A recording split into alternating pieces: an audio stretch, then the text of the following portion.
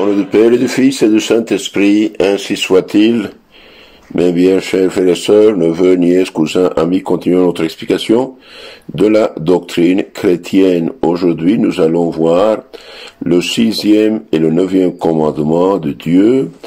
Je me base sur le catéchisme à l'usage de tous les diocèses de Belgique. Question 286 à 290. On va voir toutes ces questions et puis on va approfondir dans les conseils suivantes un peu plus à fond. La pureté observera en tes actes soigneusement, 6e commandement. Et le 9e commandement, en pensée désir veillera à rester pur entièrement. Que nous ordonnent le 6e et le 9e commandement de Dieu? Eh bien, le 6e et 9e commandement de Dieu nous ordonnent de pratiquer les vertus de chasteté et de modestie. Chasteté, modestie. Le chrétien a-t-il un motif spécial de pratiquer la chasteté? Oui. Le chrétien a un motif spécial de pratiquer la chasteté parce qu'il est membre de Jésus-Christ et temple de l'Esprit Saint. Membre de Jésus-Christ, temple de l'Esprit Saint. Que nous défend le 6e commandement de Dieu? Le 6e commandement de Dieu nous défend tous les péchés extérieurs contre la chasteté. Il défend aussi les actes, les regards, les conversations, les chansons, les lectures, les films qui peuvent conduire à ces péchés d'impureté. Que nous défend le 9e commandement de Dieu? Le 9e commandement de Dieu nous défend tous les péchés intérieurs contre la chasteté, c'est-à-dire les mauvais désirs et la complaisance volontaire dans les pensées mauvaises, impures, pour ne pas désirer la femme d'autrui. Que faut-il faire pour vivre dans la chasteté? Eh bien, pour vivre dans la chasteté, il faut surtout fuir les occasions dangereuses, pratiquer la mortification, se confesser, communier souvent, y avoir une grande dévotion à la Sainte Vierge Marie, Mère de toute pureté. Voilà les questions au sujet du 6e et 9e commandement. Voyons maintenant ce que dit le catéchisme populaire catholique de François Spirago, page 304 et suivante. Le 6e commandement de Dieu défend tout ce qui pourrait blesser notre innocence ou celle de notre prochain. Dans ce commandement, Dieu défend en particulier les pensées et les désirs contraires à la pureté, les paroles, discours, blagues qui blessent l'innocence, les actions qui blessent l'innocence, les regards effrontés et trop curieux, les regards sur des tableaux indécents, aujourd'hui sur des films, des images, des photos, donc les regards sur des tableaux, des images, des photos indécents, l'assistance à des pièces de théâtre mauvaises, des films mauvais, la pornographie, la lecture de livres ou des journaux immoraux. Et aussi, ce commandement défend les vêtements indécents par trop luxueux, les vêtements indécents. Les péchés contre le 6e commandement de Dieu sont la plupart mortels et sujets à des punitions divines très sévères. Bien, maintenant on va aller plus à fond. Le 6e commandement de Dieu défend tout ce qui pourrait blesser notre innocence ou celle de notre prochain. Il est prudent de ne pas parler trop explicitement des péchés contraires à ce commandement, dit saint Alphonse de Liguori, car on blesse déjà la chasteté en nommant l'impureté, dit saint François de Sales. Saint Paul avait déjà dit qu'on n'entend pas seulement parler parmi vous de quelque impureté que ce soit, comme cela est convenable parmi les saints. Éphésiens 5.3. Néanmoins, l'Écriture nous met souvent et avec insistance en garde contre ce vice. Sachez-le, dit saint Paul, sachez-le, Éphésiens 5.5, que ni les fornicateurs, ni les adultères, ni les avares iront au règne des cieux, sauf s'ils se convertissent. L'Église ne peut pas davantage manquer à ce devoir, car le vice de l'impureté fait damner le plus d'âmes. Et il y a peu d'âmes en enfer qui en aient été exemptes, dit saint Alphonse de Liguori. Donc c'est le péché, en fait, qui conduit le plus d'âmes en enfer. Dieu défend en particulier les pensées et les désirs contraires à la pureté. Bien. Les pensées impures sont interdites parce qu'elles conduisent aux mauvaises actions, comme l'étincelle qui allume un grand incendie. Il faut éteindre le feu de l'impureté sur le champ. Sans cela, il est comme une étincelle tombant sur de la paille et donnant un feu impossible à éteindre.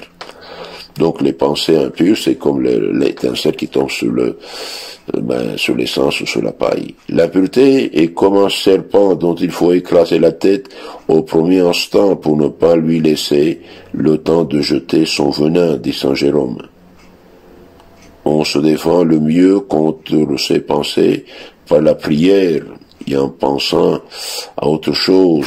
Donc quand on sent des mauvaises pensées, il faut penser à autre chose. Il faut l'ignorer, ne pas jouer avec ça, mais aussi ne pas les provoquer, en regardant par exemple des films, etc. Tant qu'elles nous déplaisent, ces pensées ne nous rendent pas coupables, mais on pêche dès qu'on s'y arrête avec plaisir, car les mauvaises pensées sont une abomination devant le Seigneur. Proverbe 15:26. Les mauvaises pensées sont une abomination devant le Seigneur. Il faut fuir les mauvaises pensées comme un meurtrier, car elles donnent la mort à l'âme. Donc la meilleure manière de ne pas tomber mort spirituellement, eh bien, il faut s'éloigner de ce qui peut provoquer les mauvaises pensées. Faire attention à ses regards, à ses yeux, ne pas regarder n'importe quoi dans les réseaux sociaux, dans la télé, etc. Bon, malheureusement aujourd'hui c'est plutôt le contraire. Tous ces moyens, ça pousse au péché, donc il faut faire attention. Si on sent la tentation, on la rejette, c'est bon, on est victorieux. Si on sent la tentation, on joue avec ça, ben c'est là le péché. Il faut fuir les mauvaises pensées comme un meurtrier, car elles donnent la mort à l'âme. Il surgit quelquefois en nous un mauvais désir, c'est-à-dire la volonté de commettre le péché. Le mauvais désir est comme la racine d'où vient la mauvaise action. Il faut le réprimer immédiatement. Dès qu'on y a consenti, il y a un acte de volonté, et dans ce cas, le mauvais désir est, d'après la parole de Christ, aussi coupable que l'acte lui-même. Saint Matthieu 5:8. Donc quand on a une mauvaise pensée, un mauvais désir, si on le méprise, on le chasse, on l'ignore, c'est bon, c'est victoire. Mais si on y consent, ben là c'est déjà le péché. Ben, Jésus le dit, celui qui se fige dans une femme avec le mauvais désir, il est déjà adultère dans son cœur. Donc, de là l'importance de faire attention. Oui. Donc, dans ce commandement, Dieu défend les pensées, les désirs contre la pureté, et aussi défend les paroles qui blessent l'innocence. Ceux qui tiennent des propos indécents ont une conscience souillée. Il est impossible de trouver un homme immoral dans son langage et pur dans ses mœurs. Donc celui qui a des paroles de double sens, des paroles de blague sur la pureté, sur la décence, tout ça, eh bien cet homme est une personne perdue. Il est impossible de trouver un homme immoral dans son langage et pur dans ses mœurs. C'est bien dit, hein. Les mœurs, et le langage, bon, vont ensemble. On finit par faire ce qu'on a du plaisir à entendre, dit Saint Bernard. Celui qui se plaît à des propos honteux n'est pas loin d'être d'une conduite honteuse, dit Saint Jérôme. Celui qui se plaît à des propos honteux n'est pas loin d'une conduite honteuse. Parle toujours de telle façon, disait sur son lit de mort Saint Louis à son fils, que si le monde entier l'apprenait, tu n'en es pas à rougir. Parle toujours de telle manière que tu ne dois pas rougir de ce que tu as dit. La langue n'est qu'un petit organe, mais elle peut faire beaucoup de mal, dit Saint Jacques. Saint Jacques 3, 5 dans la Bible. Beaucoup sont morts sous le tranchant de glaive, mais pas autant que sous celui de leur propre langue, dit l'Ecclésiastique 18-22. Donc ce commandement, en plus d'interdire la pensée, les désirs et les paroles qui blessent l'innocent, il interdit aussi les actions impures, les actions qui blessent l'innocence. Elles portent différentes noms selon leur degré d'opposition aux lois de la nature ou selon que les personnes qui les commettent sont célibataires, mariés, consacrés à Dieu ou parents. Tous ceux qui, par exemple, vivent en union libre sans se marier dans l'Église, malheureusement, ils sont dans le péché des fornications. Tous ceux qui trompent leurs femmes sont adultères. Tous ceux qui, homme avec homme, c'est plus que ça, c'est Sodome et Gomorrhe, c'est un péché exceptionnellement plus grave encore. Ce commandement défend aussi les regards effrontés et trop curieux. Dieu nous défend la curiosité des yeux pour nous détourner du péché, comme un père défend son enfant même de toucher un couteau. Le plaisir des yeux s'empare bientôt du cœur lui-même. Aussi, quiconque regarde imprudemment par les fenêtres du corps tombe presque nécessairement en des désirs coupables, dit Saint Grégoire. La curiosité des yeux allume le feu de la concupiscence comme un incendie.